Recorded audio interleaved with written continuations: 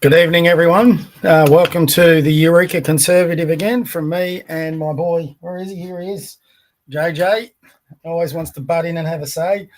Welcome to another episode. We're starting to rack them up now, which is great. If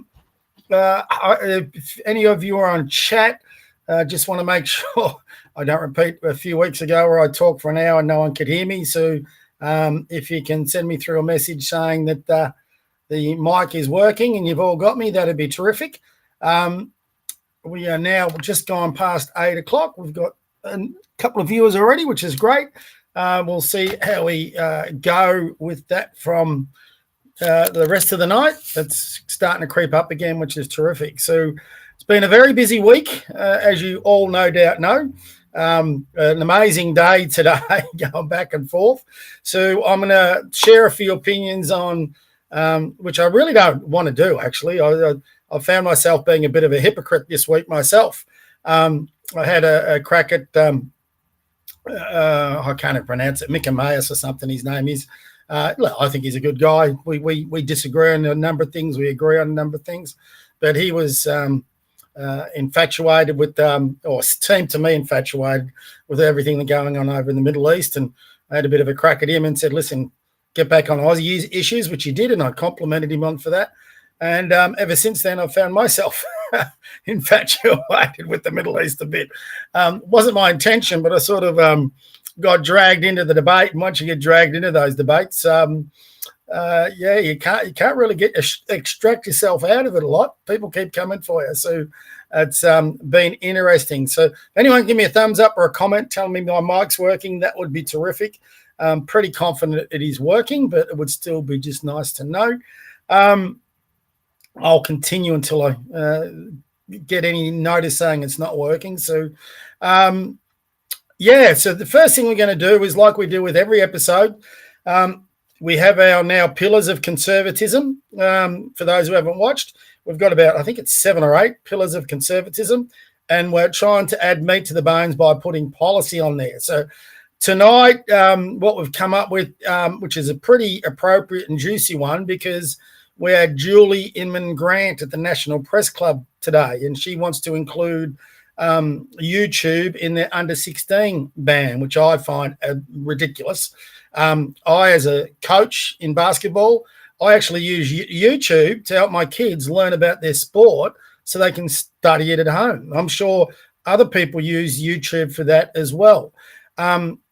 One thing that I think me and my libertarian friends will furiously agree on is we need to get government out of our lives in a pretty urgent fashion. It's I was watching Andrew Lee today on the ABC, trying to get updates on what was going on in the Middle East, and a bizarre interview with Carvelis. Andrew Lee and Carvelis got into this debate about how Labor have put in 5,000 odd regulations in their first term, their last term of government, onto the Australian citizenship. Andrew Lee justified putting in that many more regulations because the previous Liberal government had done more. They had put in 5,500. So over 6 years of government, now obviously some regulations will get taken away and put on, but over 6 years of government, both LNP and ALP put on over 10,000 more regulations on the way we live our lives. Now, how absurd is that? I mean, we need to be actually getting rid of laws and regulations that are no longer fit for purpose. There was a proposal I read a while back about how if you're going to introduce a new legislation or regulation, you've got to remove 2. I reckon that's a fantastic idea. We've got to get government out of our lives, because if we've got government in our lives, it just makes life a lot more of a nightmare. So it was pretty appropriate that sort of came in. And yet here we are talking again. I don't care whether the youngest Australian citizen or oldest Australian citizen, we all need to be able to have our speech, to have our opinion, to be able to share it, to be able to work with each other. It's something that Conservatives and Libertarians should really unite behind. There's other areas that we'll disagree quite vehemently on in some areas, but on that one about personal liberty and individual freedom, it is something we've got to stand up and start fighting back on. And don't tell me that this under 16 ban is not a vehicle to bring in digital ID, because how are you going to enforce an under 16 ban unless everyone verifies who they are? And that's going to go through the digital ID. So look, it's going to be a very hard thing to stop everything digital, especially with the involvement of AI and robotics and all that. Look, sad news is it may be inevitable the way humanity's going, but we should be fighting against that for as long as we possibly can. And if we can deny it altogether, would be brilliant. So I do fear for the young ones going forward about what sort of big brother government you're going to have if we don't start fighting back and pushing back against these regulations. So I think you're going to like our latest policy development. And the timing of it couldn't be more perfect. So without any further ado, I won't worry about all the pillars of conservatism. You can go back on my website, theconservative.com.au, and there is a place there for the Eureka Conservative podcast where we upload all past episodes. So you can go back and have a look at those to find out what I'm talking about. Or if you'd like, you can DM me on Twitter. I'm happy to share it from there, but I'd rather get into tonight. I got a funny feeling we might be talking about a bit. Any of you watchers, if you can comment or text me or say something about whether you're hearing me, would be good. I haven't got anything here, so I'm just I'm flying blind. I'm a bit nervous these days because I had that one episode. I think it was about the second episode in. I talked for over an hour, and I didn't realize till I downloaded the episode that my mic obviously wasn't working. So it was like I went back like to Charlie Chaplin days, the silent movies. I was just talking away and no one could hear a thing I was doing. So it does make me nervous, but I think I'm right because the viewers are still rising. So, but if someone could just confirm just to settle me down before I start, that'd be terrific. So anyway, welcome to the Eureka Conservative, and our first subject tonight is going to be this new policy. So every week, we're going to be trying to adding new policy to our conservative pillars. And this time, we're going to be, excuse me while I get my glasses on, we're going to be adding, I'll get this share screen up. We're going to be adding to our pillar of governance the introduction of a Bill of Rights into our Constitution. I think it's been long overdue. And the basic bullet points of it, which you obviously add more to it as time goes on. Our freedoms and rights have been under siege for some time now. It needs to be addressed. I don't think we'd get much argument there. As conservatives, we advocate for small government. As conservatives, we advocate that we need the government as little as possible in our lives. Now, you can't get rid of it altogether, but the very bare minimum impact of government on our lives. To counter this, and the ballooning bureaucracy and the blooming intrusion and the continual creep of government legislation, regulation, taxation, laws into our lives, we are advocating for the introduction of a Bill of Rights in our Constitution. Like I said, I think this is where we have furious agreements with our libertarian friends, and something, no doubt, that libertarians and conservatives can share. This Bill of Rights needs to be addressed first and foremost. Freedom of speech and access to information have to be enshrined in any Bill of Rights. What we will be advocating, or what I'm advocating, and you guys, if you want to add stuff to this, which is what we're doing, remember, the whole purpose of this podcast is to allow you guys to contribute. What I'm advocating is we recruit a special group that should be formed of high-profile and even international individuals who have a long history of promoting individual liberties to draft a Bill of Rights to be put to the Australian people. If you're going to change the Constitution, you're going to have a referendum. So they're like what they tried to do with the Australian Republican movement. But I'm not too sure we have enough people within Australia that can really push this agenda. So I would be arguing to even get people from the United States who've got their own Bill of Rights, and prominent people who advocate long and hard for especially their freedoms of speech in that Bill of Rights. But to get some ideas and draw some stuff, and this is where I'd love to get some input from you guys on what we should include in that Bill of Rights. Now, obviously, one of the most contentious things out of the Bill of Rights in America would be the right to bear arms. I see both sides of that argument, but it's an argument we should be having. But that's why I said the first thing we should be worrying about is freedom of speech and opinion and gathering of information. So I was a bit cheeky in these last ones. This bullet point here, we advocate that all government departments such as the E-Safety Commission that are impinging upon our rights and speech be scrapped entirely. That could also come up under our economic pillar. That would save us a little bit of money. So last week, for those who weren't watching, we advocated to disband the ABC, sell it off, get rid of it. So between that and the E-Safety Commission, we would be saving some considerable money, which is not going to do us a lot of harm in everything we're doing here. So, and just to be cheeky, we also advocate that the current E-Safety Commissioner, Julie Inman Grant, who's a dual citizen of both Australia and America, she should have her Australian citizenship revoked and be deported back to the USA. So not too sure how we go with that, but I certainly wouldn't mind seeing it. So they're the ideas that we have got for the Bill of Rights to be put in, and we'll certainly be putting that into our pillar of governance in our conservative policy platform. So be interested if anyone's got thoughts on those. Oh, yeah, we're still going up, so people must be hearing me. If anyone can comment, I'd like to know if the comments are working. They worked pretty well last week. So if you can comment, it would be nice to say hello and get us on from there.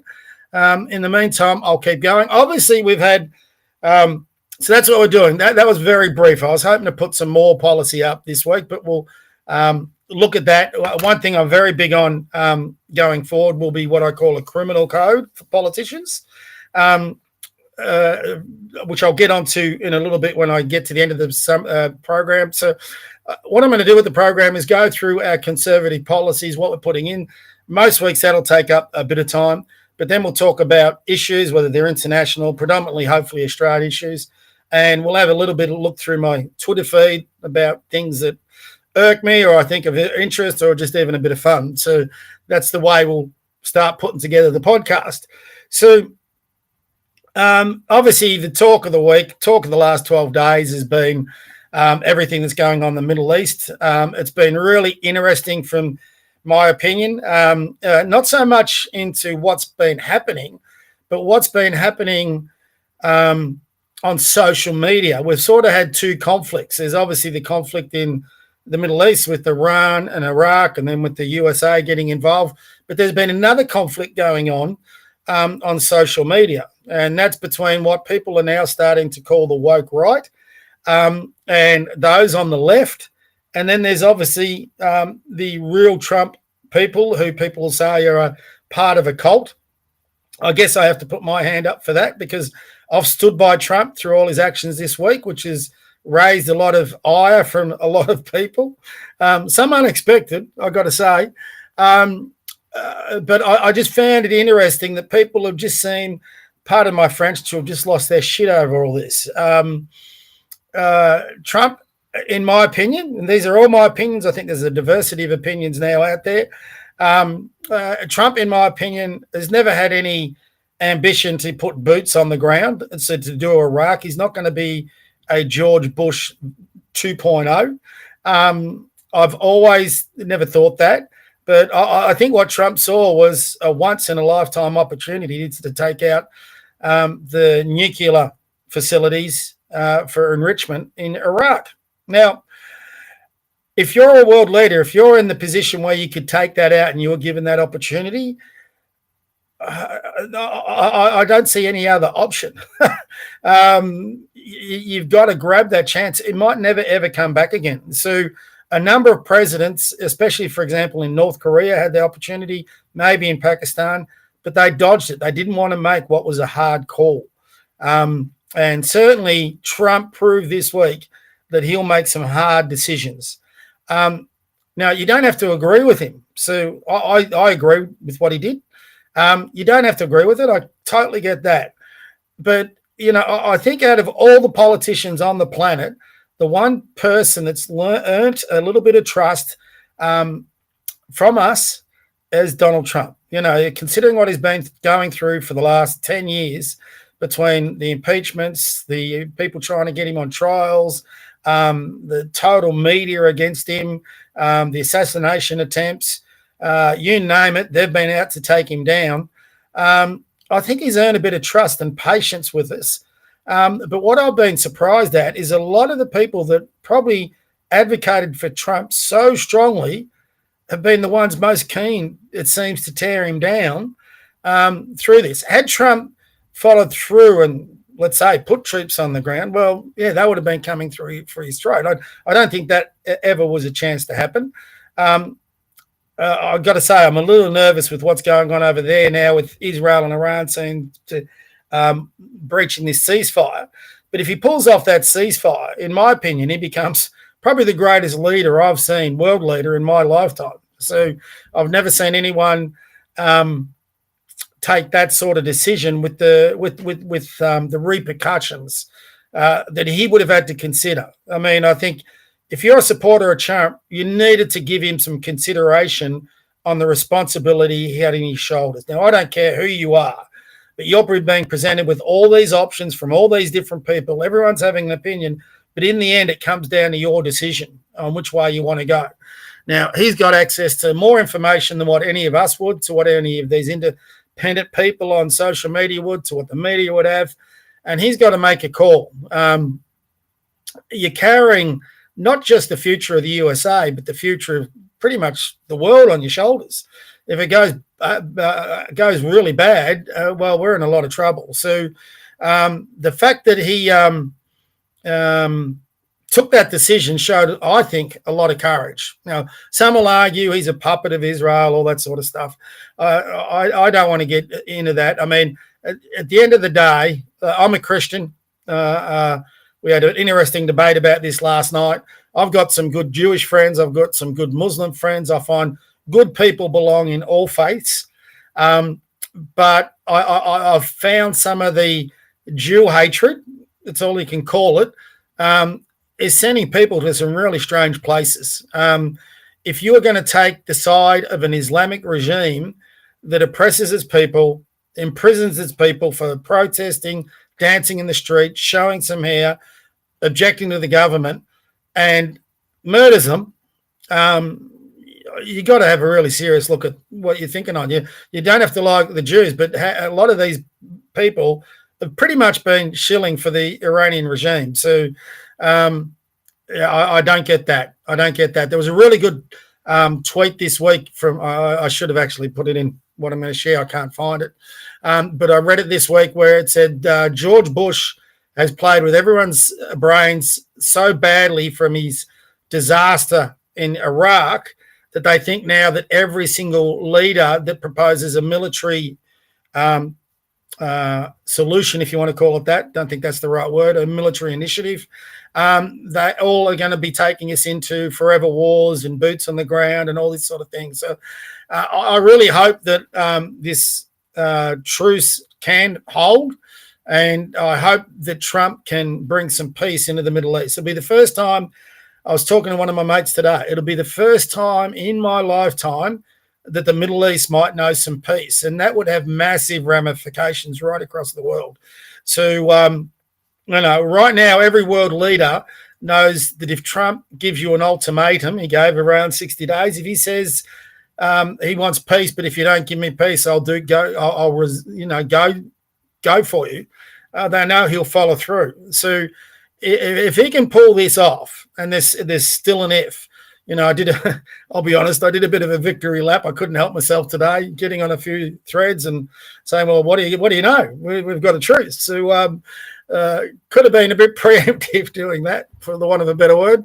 But we should all be hoping that this comes off, because we're going to be in a much more stable world, a world that has a greater chance at peace, and maybe a world where we can look at each other as fellow human beings instead of adversaries. So I've been staggered by the like I said, you name him, Tucker Carlson, Alex Jones, what's his name, Gates, Marjorie Taylor Greene, list goes on and on. Steve Bannon, people who say they were all Trumpers, and I've been shocked at how quickly they jumped. They didn't have to go straight to the forever wars. They could have said, "Listen, we're watching, but we will support President Trump for the moment and see how this plays out. But if he moves to put troops on the ground or get us in a forever war, we're going to oppose him." Well, they went from A to Z in one jump and assumed we were going into another Iraq. So I don't think that's ever feasible. I am a bit worried what might happen if it is found that Iran is firing missiles and they're going to continually breach any what do you call it? Truce or peace. That could be a problem. But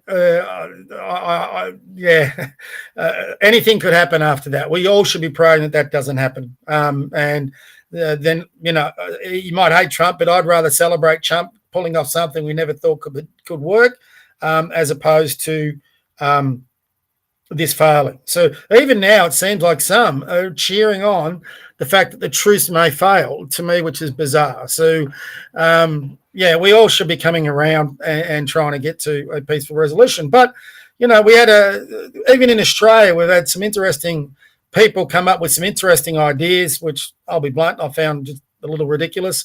So as is my way, I voiced that opinion, and a number of people came quite back hard at me, and I've been surprised by some of the ones that did. Again, they sit on the right. They should be pro-Trump.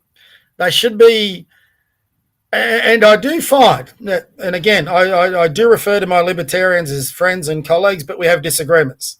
So I do find the isolationist view on the libertarian side really a bit confusing, if you want to call it that. And I look forward to having a conversation maybe with some libertarians moving forward, because libertarians' ideology used to be really big on open borders and free trade, for example, which you can make that argument. I'm sort of 50-50 on that. But if you're a libertarian and you really believe in individual freedom, does those individual freedoms only apply to your nation, or is it something that every human should be able to enjoy? So if you've got a chance, and everyone talks about regime change, I'm sort of getting sick of that comment. Yeah, George Bush went about it in a horrible way. Obama went about it in a horrible way. We can all agree with that. But regime change is a fact of life. Look, when the Berlin Wall got taken down, and the USSR crumbled and was replaced with a more acceptable style of government, and all those Eastern European countries were liberated from the USSR, no one complained. There was regime change everywhere. You had regime change after World War II. You had regime change after World War I. Some were good, some were bad. After World War II, the communists took over in China. Many will argue the pros and cons of the Chinese Communist Party. And I can see both. For a country that big with that big a population, the Chinese Communist Party has done a fair bit of good. How they've gone about that can be debated, obviously. In democracies, Western liberal democracies, we have regime change all the time. Every time we have an election, there's a potential regime change. Even if the same government gets elected in, some MPs get kicked out. Other people get, when they announce their ministries and all that, you have different people taking over different ministries. So there's a mini regime change. Regime change is a fact of life. So if you're going to be shilling for individual liberties and freedoms here, surely you've got to be also trying to promote that in other countries where they don't have the same freedoms we have here. And that, I think, in Iraq is a strong case. You can disagree with that all you like, but I just think it's a little hypocritical to say, well, we deserve it, but these people don't. And the Iranian population seems to me, and I've seen enough, I think you've probably all seen it too, where there's a lot of Iranians, who want actually some regime change. unlike what it was in Iraq. So, you can argue that till you're blue in the face. I just find that a really contrarian view. And I find a few libertarian positions, fairly conflicting. So we'll get into that again. I don't deny them their right to have that opinion. We've all got free speech and opinion. We all should be able to go about it. There's another one that I'll go through later. I got a really interesting response from a politician I held in high regard. Like, I've gone into bat for him a number of times, which I'll go into later. But I found some of the conversations, some of the comments, especially from some of those who are politicians and high profile, I've just found them a bit irresponsible. So, us nobodies on there, we can all shout and carry on, but I think you got to elevate that conversation, especially if you're a politician in one of our parliaments. You can't be leading people down what I would call a rabbit burrow where, basically, I'll come out and say it, they're leading people down to hate the Jews. So, like I said, I've got good Jewish friends. I've got good Muslim friends. I've had kids who are both Jewish and Muslim playing in my basketball teams together. And when you deal with them, they're actually, when you get them away from all the ideology and all the insanity, and you get them all, like I've had to drive kids who are Jewish and Islamic to their basketball games together because their parents won't do it. So I go around and collect them. And when you get those young ones away from that hatred and ideology, it's amazing the conversations that happen. So I've had some incredible conversations with Muslim and Jewish and Christian kids in the same car. I've got a big Prado. I can fit up to 7 kids in there. And we had some tournaments where I had 2 Islamic kids, 1 Jewish boy, and 2 Christian kids. They were Christian, but they weren't quite. But once we started talking about it, actually the conversation led to a fascinating place where there was actually curiosity from all of them about each other's faiths. And we started having amazing conversations about how many wives you can have, LGBT, dogs, a lot of them would hate my boy on that thing. He was actually in the car. In one conversation, I had one young Islamic boy who was in my team, and I basically had to take him everywhere. And he wouldn't jump in the car because I had JJ with me. It took me about 3 attempts to get him in because they consider them filthy in their ideology. So he's still a Muslim kid. He still goes to their synagogue, not their synagogue, sorry, their mosque. But he came with me like 3 times a week. He got used to JJ, actually fell in love with dogs, and he now owns 2 dogs. So he's found the justification in it for his faith. So we can all find reasons, and I've had all these silly verses thrown at me about why Christians should, for example, hate Jews or Muslims or anybody that doesn't. And the verse is in the Bible, but verses from the Bible, from the Quran, from the Torah, they can all be twisted and turned to justify anybody's own individual hatred or ideology or agenda. Sorry, I've got something on my screen. Agenda or whatever you want to be able to do it to. So you need to be able to try and look through all that.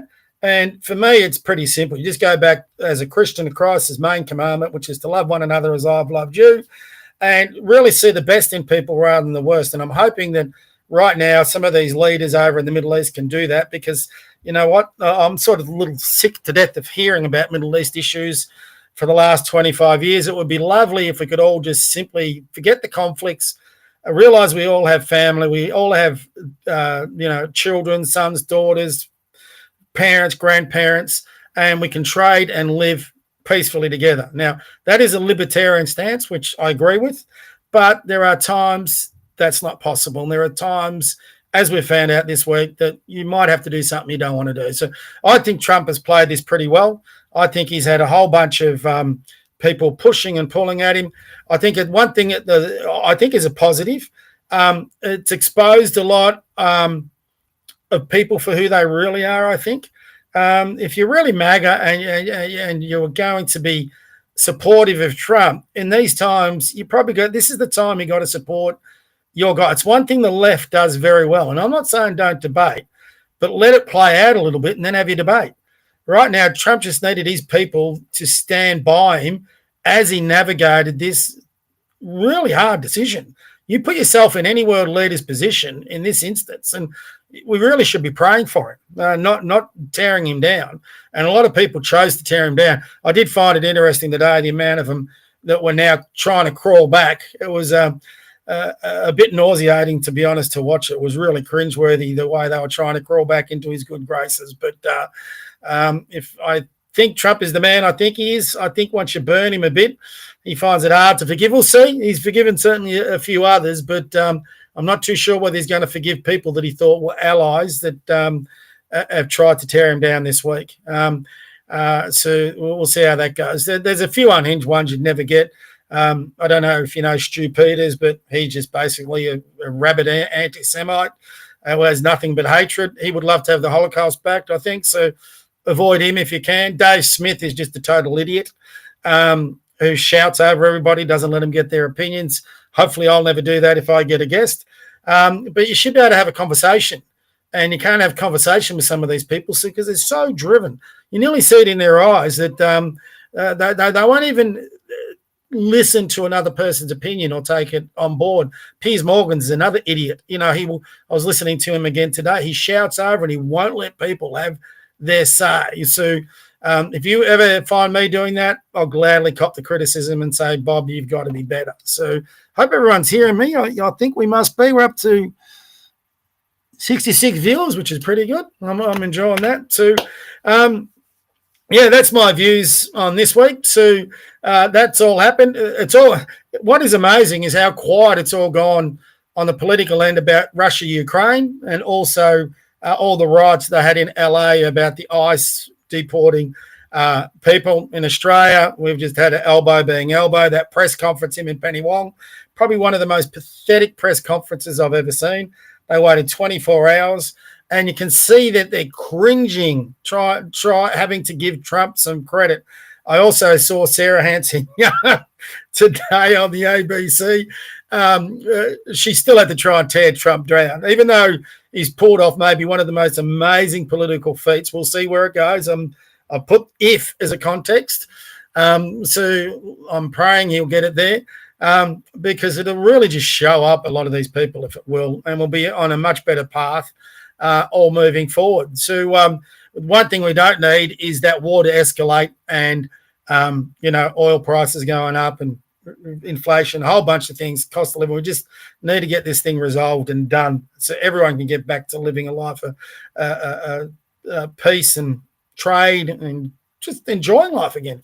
So that's where I'm at on it all. So if you've been following me on social media, that's me explaining my position.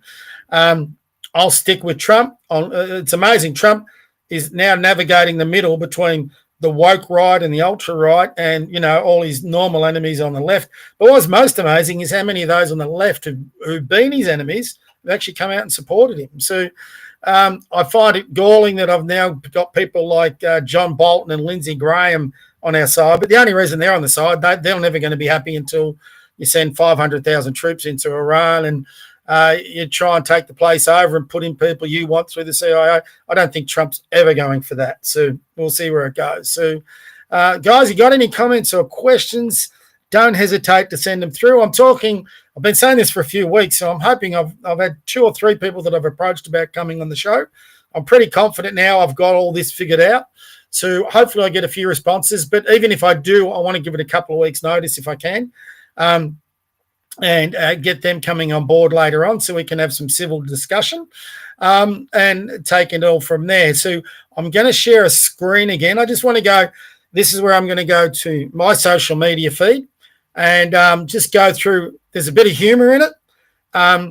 There's going to be some comment and discussion on a few other things and from feedback from this current week. So without any further ado, excuse my glasses, big wrong things they are.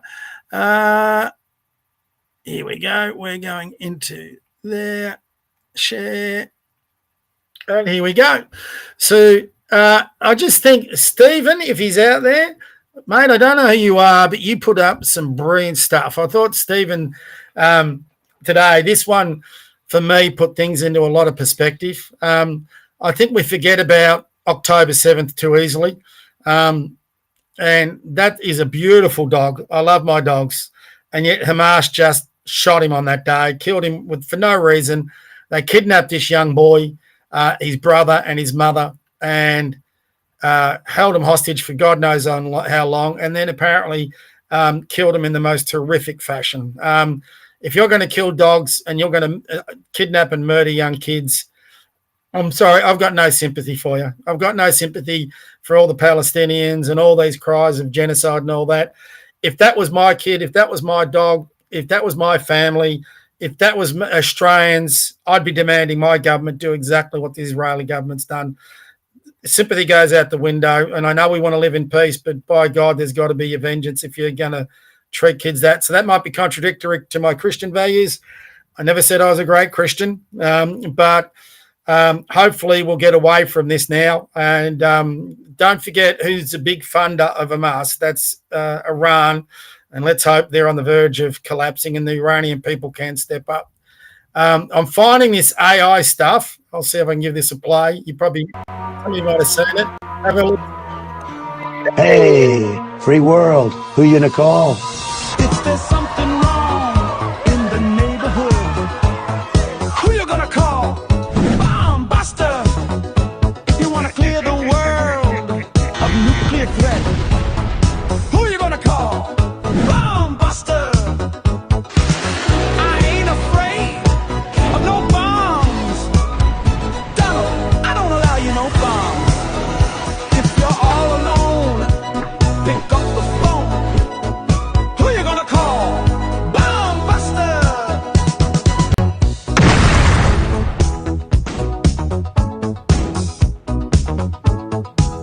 How good is that? Look, we all have our fears. Certainly I haven't about AI, but there is some magnificent stuff that it produces. I'm actually looking into a bit of AI for my work, and I've got to say it's been a huge help. So I'm hoping, like, for those of you who are like old enough for me, when we came up to 2000, I can't remember what it was. Remember how they said all the times we're going to cause the world's end because all the clocks were going to have problems and all the software and all that all ended up being irrelevant in the end. So anyway, we'll go from there. Here is an interesting tweet in an argument I had last night. So Senator Babette, who I've found interesting, because he was shilling against Trump. He makes no apologies for being anti-war. I found that incredibly galling, simply because he was a mini-me Trump during the last election campaign, was all on board with Trump. But ever since we've gone into this conflict, before he attacked, he's been another one that these ones I feel have thrown Trump under the bus. So I did one of my normal posts because, look, there's been a lot of ridiculous comment from, I think, Australians about us going to war to support US and we got to have nothing to do with these wars and whatever. We were never going to be asked to go to war. What have we got to offer in this war? We can't even get our bloody submarines sorted out. We don't have an air force that could go over there and contribute. We don't have a missile arsenal that can contribute. This was more than one of the most modern warfare conflicts you could ever imagine, with drones, missiles, ballistic missiles, those B-2 bombers. We're just a non-participant. And like I said, I don't think it was ever going to go to boots on ground. I still don't. I hope and pray it won't. But, you know, we were never going to. So I told him to STFU because I just don't think we need to be having this debate in Australia, maybe in America, but we're not going to be asked. And the other part is, if too many people, if the Australian government, and thank God Albo didn't go down this path, starts to go up against Trump, now, you know, things do get worse. I mean, you just never know how emboldened China might get. We can't defend ourselves. Australia just cannot defend itself. And there's all these isolationists saying, well, we can't support America or do all this. Well, okay, come up with a solution on how Australia defends itself from a hostile threat, and I might listen to you. Until you get that, you know, it's just a silly argument in my book. But here's the guy that I was very surprised that came back at me, Senator Jared Rennick. Now, I'll tell you why I'm a bit surprised on this. Number one, Senator Rennick at one stage was pilloried by the Libertarians on one front, and I actually jumped on the thread and actually came to his defence. So much so, I won't show it. If I have to, I will later on. But I got a direct message from Senator Rennick thanking me. So I went in really hard on his defence, and I've been a big supporter of his over the journey. I'm still interested to see where it goes, but I got to say, he lost me on this one. So our troops have never signed up to defend Israel. No, but they have signed up to, serve the Australian government. And if the Australian government sends them to, overseas thing, that's what they signed up for. That's what they get paid for. You don't have to agree with it or not agree with it, but that's part of the gig you sign up for. I know that. I've got military in my family. So then, bizarrely, I just found this bizarre. You should be deported. Well, I was born here. I'm an Australian citizen. We don't want your ethnic hatred in this country. As an immigrant, you should show more respect. Now, let's break this down a bit. First, Senator Babette gives out as much as anybody on the internet. He's a thick-skinned boy. He's a big boy. He can put on his big boy pants and, defend himself. I mean, he inspires as much hatred as anybody else on the net at the moment, and he throws people under the bus all the time. So, he should be able to handle this, give and take, all that sort of stuff. I always find it a bit weak from those who are saying it and why he's jumping in. But he's calling me an immigrant. My family roots go back to before Federation, both on my mum's and dad's side. So I don't know how many generations that's back, probably 4 or 5, whatever, middle of the 19th century, so in the 1800s. So, my dad has fought in World War II. I've had other relatives in that fight in wars. My brother fought in Vietnam. I've got other brothers that have served in the military. I couldn't get there. My vision was a bit impaired in that time, so they wouldn't accept you. Now I'm just too old. So I just found this comment staggering that, and let's say I am an immigrant. So he didn't qualify it by saying an illegal immigrant. So if you're an immigrant who comes across to Australia and you're an Australian citizen, he's now saying if you don't agree with his opinion, you should get deported.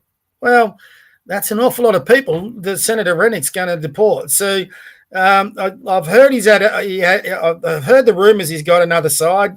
This actually showed it. Very disappointed with that response. So certainly we'll review support for him going. I haven't blocked him or anything. He can come back. If he's man enough to apologise, great. But again, why does he even need to jump in there? Senator Babette can handle himself. But then he's made this weird accusation that I'm an immigrant. I don't know whether he's got confused, but I did reply, said I'm not an immigrant, went through all that, and I got nothing back. So if you're wrong, put your hand up, fess up to it. Senator Rennick, I don't know whether you watch, you probably don't, but you should apologise if you're man enough. But you don't apologise, well, then that says a lot about you, not so much about me. And even if I was an immigrant, I don't see why I should be deported simply for having an opinion. So anyway, that was disappointing from Senator Rennick, I must say. Getting back to a little bit more fun. This one was interesting, and this is not a knock on Senator Babette. He put up an interesting comment. Are Judeo-Christian values a political invention rather than a theological truth? Discuss in the comments. The reason I put that there is I actually, whether you're silly or not, I commented on this, but the amount of flack I got given back by Christians, people who say they are Christians, I found staggering. And it concerns me that there's an underbelly of people in the country, it seems, that seem to justify their Jewish hatred through Christianity values. I mean, this quickly deteriorated not into about Judeo-Christian values. To deny that that's a fact, I think is ignorant. Like I made in my comments, Christ was a Jew. His apostles were Jews. His mother was a Jew. People seem to reject that, and they've got quotes out of the Bible to justify, what they're saying about Jews are the sons and spawns of Satan and all that. And I even, put up an argument that had arguments from the Vatican and whole articles on it that people could read about, but didn't turn them. And I've been a Catholic, obviously, since I was born. I've been into Catholic schools back in the 70s, not quite like now. Catholics, the schools and whatever, were very conservative in the way they went about a number of things. And certainly Christians and Catholics have their faults. But the amazing hatred that was put towards the Jewish people and justified by hate Jews all you like, but then if you want to hate your fellow man, don't say you're a Christian. So that love one another as I've loved you. That's what Jesus Christ commanded it to do, and I think there's a bunch of people in this thread that have that. If you ever want to come on and debate me on that, feel free. Love to have it. We'll see how it goes. Here's another classic. So again, I love the idea of Trump the drummer. So you can't get by today without this one. Interesting. This was a really interesting comment. I hadn't even thought of this today. How does this make sense when policing the under-16 social media ban? Sounds a money grab from the Australian government through the e-safety censorship commissioner. No ramification for a child who breaks the law or parents who allow their child access to social media. If a parent, for example, use their facial recognition to allow a child to access a platform, the Australian government will overlook this and come after the social media platform, instead fining them almost $50 million. Don't believe that? Listen to her own words. I should also be very clear that there will be no penalties for those underage children who gain access to an age-restricted social media platform, or for their parents or carers who may enable this early access. The responsibility lies, as it should, with the platforms themselves, and there are heavy penalties for companies who fail to take reasonable steps to prevent underage account holders onto their services of up to $49.5 million per breach. I should also... That is incredible. The only way you could implement that is if you had digital ID. It's the only way you could implement that at all. So she, out of the mouth of babes, is exactly what she said. So like the poster said there, who was it? Francie Nancy. I love it. Great post. I mean, who makes that decision on that fine? Is it this blonde imbecile? Or, that's $50 million for a company, which they've got no control over in access to that Facebook or Twitter page or whatever it might be, or YouTube. As she makes the point, if they do the facial recognition as a parent to get their child an account, why should a social media company be getting fined for that? We are going to lose a lot of our freedoms, because if you're a social media company, why would you actually allow access to your platforms if that's what you're going to have? I really hope Trump and Vance, whenever they do get to talk to Elbow, raise this. If enough Australian people, I'm going to start doing it, start lobbying, just, include Trump and Vance, especially JD Vance. He's been very strong on this in your tweets. Then hopefully we can get some sort of pressure coming from the USA to try and get our freedoms protected, because this could get into a quite frightening area, because I think this is going to be their way to get digital ID into Australia. So there's no other way they can police it unless they do it that way. So we should be all worried. So cannot stand this woman. Like I said at the start, we should be revoking her citizenship and send her straight back to the USA. Go back. Sorry, guys. And finally, I had to put this Muppet in. Legend here, more redeeming, and John Pizzuto. Now, I've just started my own company. Now, if I was a board member on any company, if I was a CEO, a manager, if I was just a staff member, and I'd been found guilty in a court of law of defamation and potentially cost my company over $2 million, you'd be sacked. You'd be sacked. And they would look to get their money still back off you. How does this Pizzuto guy get the Liberal Party to actually bail him out? Now, I have had a lot of time for Jeff Kennett. I was a big fan of his when he's Premier, but he's led this charge and he's dead set wrong on this. Pasuto should have been forced out of Parliament. If they lost the seat, they lost the seat. Everyone out there would have held them in much higher regard if they didn't try and save his butt. He's going to lose his seat anyway the next election. It was his decision to slander Maura Deeming. It was his decision not to apologise. It was his decision to link her to Nazis. He was found guilty in a court of law. He should be out. And the fact that the Liberal Party, both federally and state, keep people like this one and Malcolm Turnbull and Matt Keane in their ranks, little wonder they can't win government. Little wonder they're getting annihilated all over the country. I looked at their constitution over the last week. I'm trying to find a path where you can get people into the Liberal Party to try and change it by getting people from the outside to join up as members. Really difficult. So I'm not too sure that's feasible, but I'll keep pursuing that. But they're on a hide into nothing. So sadly, I think if this goes through, that the Liberals may lose yet again next year. I'm not confident that they can win.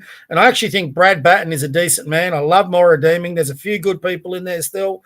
But what gave me a little bit of hope is if you read through this, down here is the legal threat could block Pasuto's loan. So there's explosive development in the John Pasuto Maura Deeming case. A Supreme Court challenge is being considered to overturn the Liberal Party's promised loan. So apparently this is coming from a breakaway group of Liberals is trying to get this blocked. Hallelujah. There is still some good people in the Liberal Party, and we should all be lobbying them as hard as we can. I've written letters out to the federal membership. I'm going to put a database together this week and put another letter out to the state Liberal Party MPs, and there's two reasons for that. Because I want to pass on my point of view and lobby that as hard as I can, but I also want to see if I get any feedback or opens. If you're familiar with email software, I can actually see who opens, who clicks, who responds, all that sort of thing. So, you can get a bit of an idea pretty quickly about who is sympathetic to your views, who isn't, and then you can follow that up. Trust me, I'm building a database of that, and hopefully that'll work going forward. So anyway, that's all from my Twitter feed for this week. I'll just get rid of that.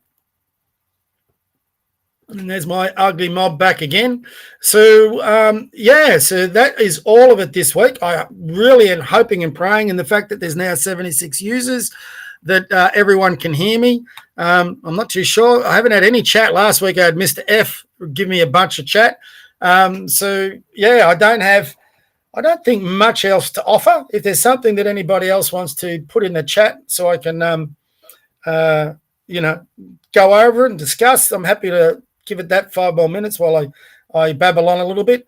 So, it's been a very, I think we can all say, an interesting week. It was interesting that Trump and Israel didn't include England in their communications about this.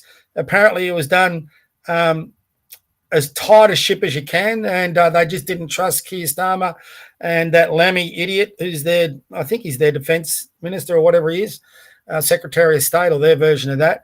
So they didn't trust them. He certainly doesn't trust Elbow because Trump had that G7 meeting and didn't even tell him. Elbow learned about it on thingy. The poor fella. Elbow must be so offended by that. I'm just wondering whether Trump has found out about, everyone's calling it the Rudd effect, which could be true. But I've got no doubt Trump has heard about Elbow's Medicare card and, his housing commission stories with his mum and all that sort of thing.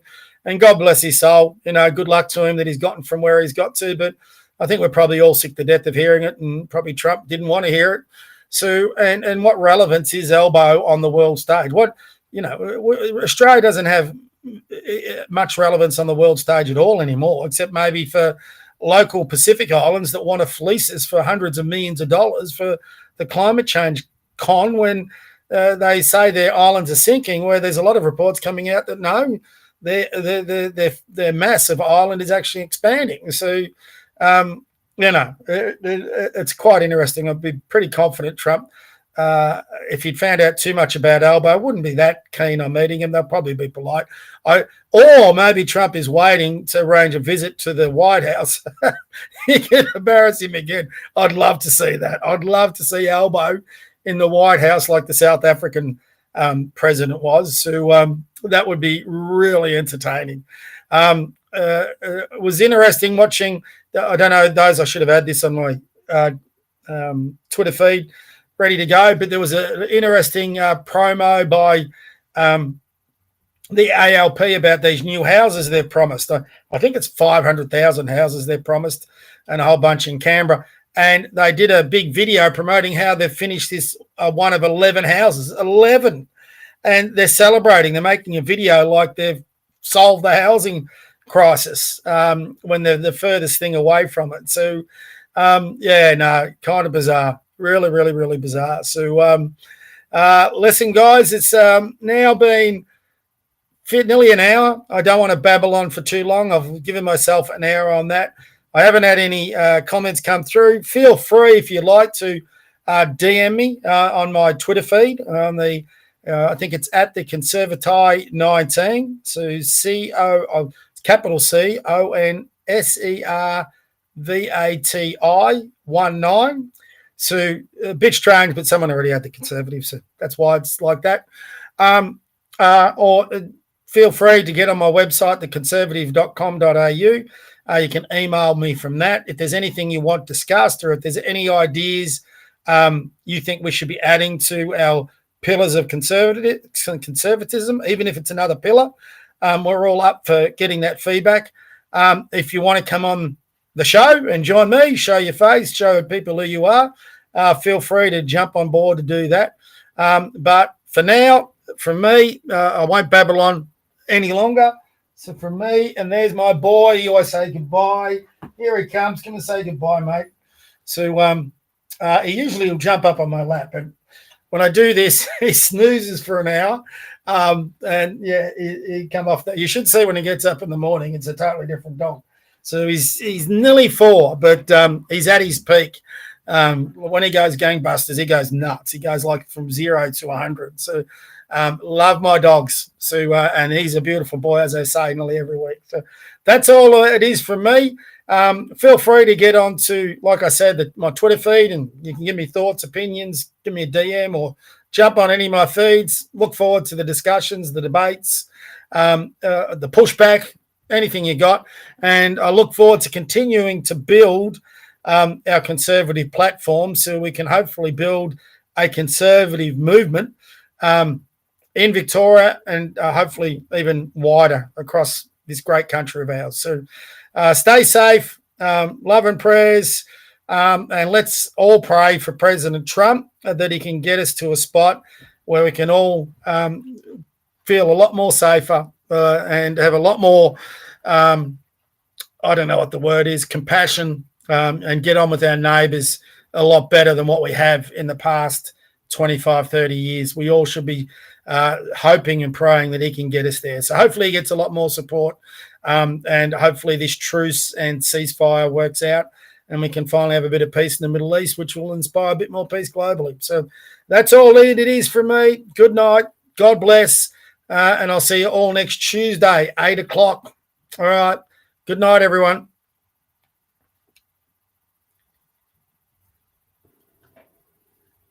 There it is.